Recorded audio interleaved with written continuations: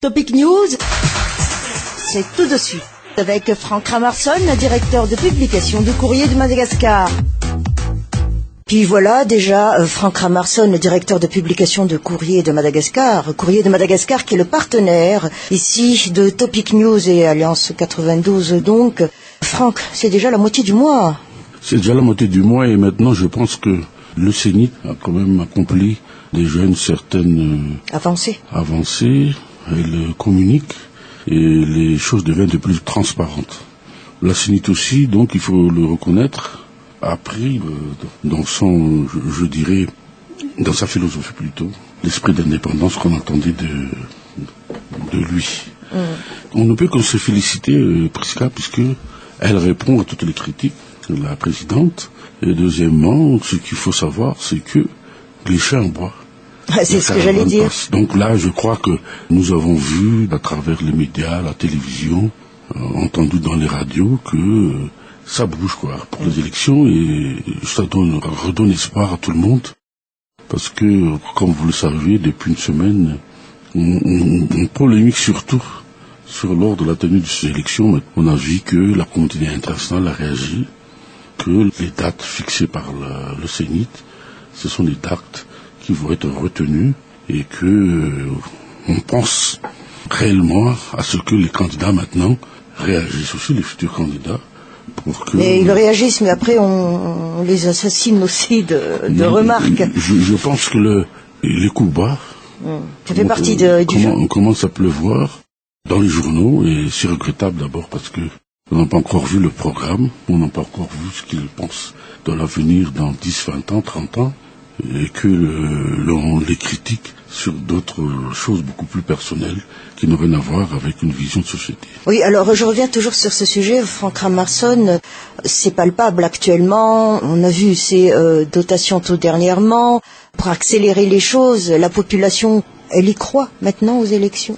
Moi je pense qu'on a assez fait de sensibilisation, de communication que les élections, surtout l'élection présidentielle, est une étape pour, je dirais, le retour à l'autre constitutionnel. Donc là, je pense qu'il y a, comme je dirais tout à l'heure, une espérance dans l'élévation du débat maintenant, à ce que la population s'attend demain, après-demain, pendant cette campagne électorale. Donc je crois que nous allons entrer dans une autre phase, espérons, beaucoup plus intelligente, beaucoup plus dynamique dans la perception de ces élections.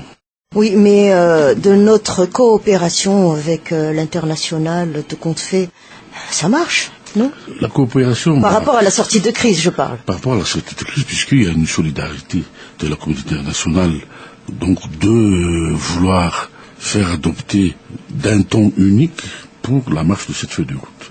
Évidemment, les insinuations pour évoquer le Premier ministre sont toujours là, mais la communauté internationale a été très très ferme à ce que respectons la feuille de route, l'article 3 qui nomme le Premier ministre, et on n'a jamais mis dans cette feuille de route que le président de la transition pouvait le révoquer. C'est pas inscrit dans la feuille de route. Et deuxièmement, la communauté internationale... Mais on y insiste encore sur ce sujet. On y insiste parce que on ne sait pas interpréter la feuille de route.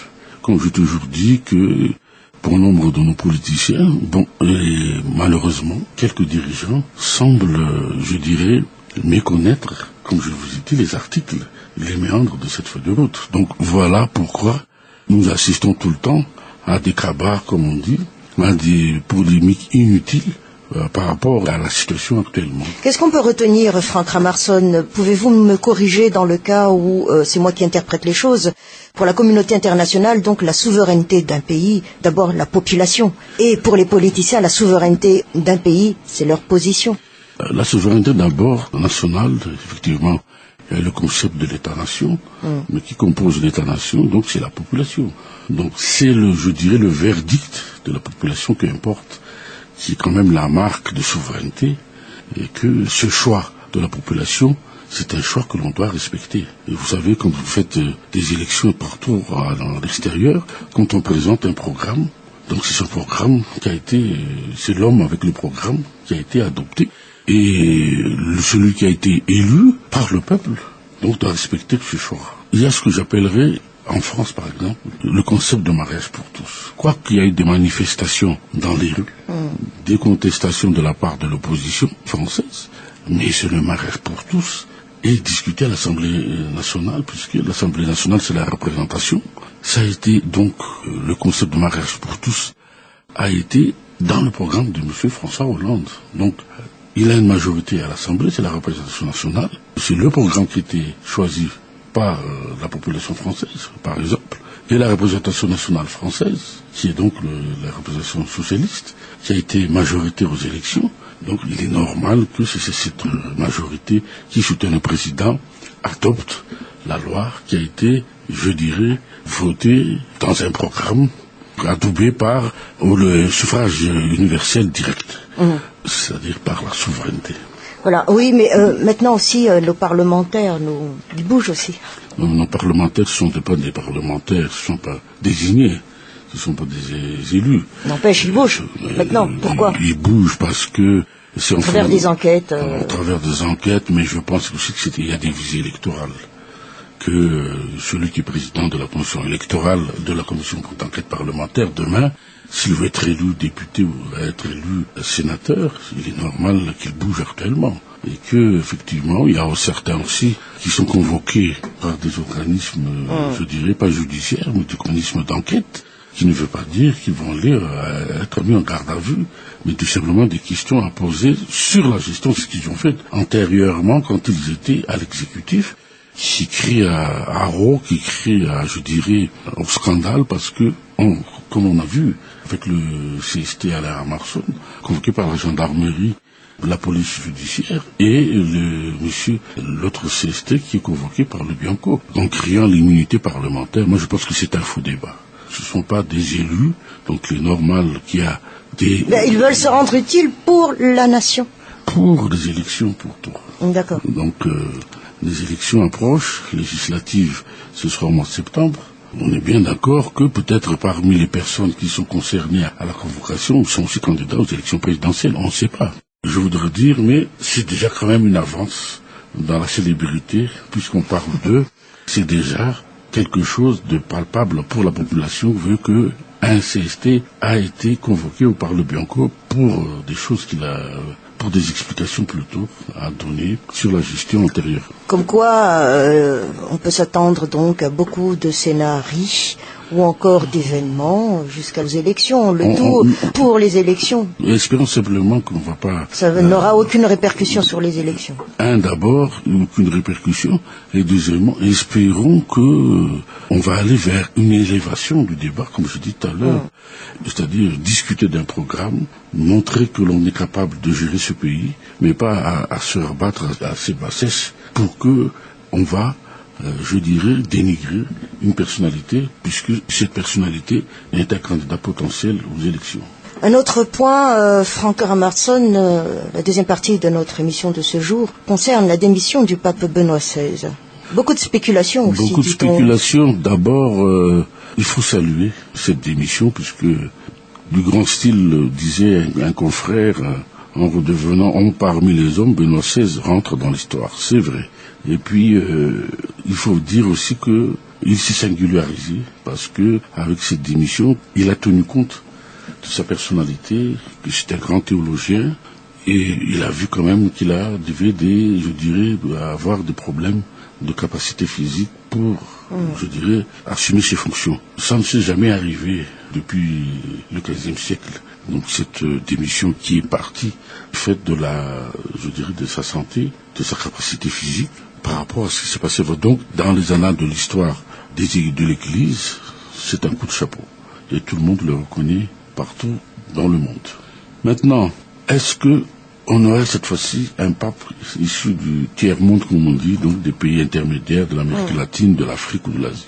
C'est le débat qui s'impose, puisque tous les papes qui étaient là depuis toujours étaient des Européens. Là, on a eu même un peu d'exotisme, puisque c'était tous des Italiens, la plupart. Et là, c'était un Allemand. Un Allemand qui a quand même reconnu la religion juive, c'est-à-dire le choix qui s'est passé. Et que, effectivement, les 8 ans d'année papale, comme on dit, Ça s'est surtout soldé par des scandales de prêtres homosexuels, le Vatican, le Vatilix, des viols par des prélats. Mais aussi, il faut dire que il y a eu un certain avancement parce que Joseph Ratzinger, qui est le Benoît XVI, a été un grand théologien. Il a su faire avancer un certain nombre de dogmes sur le plan de la religion. Bon, je ne disserterai pas là-dessus, mais en tout cas, espérons, puisque il y a des cardinaux, on dit cardinal, mais c'est pas grave, qui sont issus de Ghanéens, des Brésiliens, des Asiatiques, qui postulent à cette charge, dont on verra qui est-ce qui va à Pâques, qui sera le futur pape catholique maintenant. N'empêche, Franck Ramarsson, cette démission a quand même secoué la planète, quoi que l'on dise. Oui, elle a secoué la planète parce qu'elle était inattendue pour beaucoup. Et ça donne aussi une leçon d'humilité à ceux qui ne sont plus capables d'avancer et de gérer quelque chose. En fait, ça ne s'appelle pas démission, mais ça s'appelle renonciation. Il y a quand même une nuance. Mais par rapport à ce qui se passe dans tous les pays, cela veut dire que c'est une opportunité pour ceux qui sont incapables de gérer la nation, qui sont incapables donc de voir l'avenir dans de meilleures conditions. Que ce soit politique ou autre. Pour, partir dans l'honneur. Et je pense que l'exemple de Madagascar doit être parmi donc cela. On est bien d'accord, parce que dans des pays comme le nôtre, on ne sait pas ce que c'est une démission, même si on a commis des fautes. Et je pense que... On n'a jamais eu tort, de toute façon.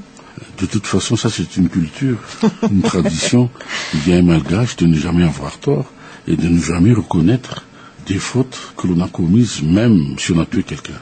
À très bientôt, Franck. Merci.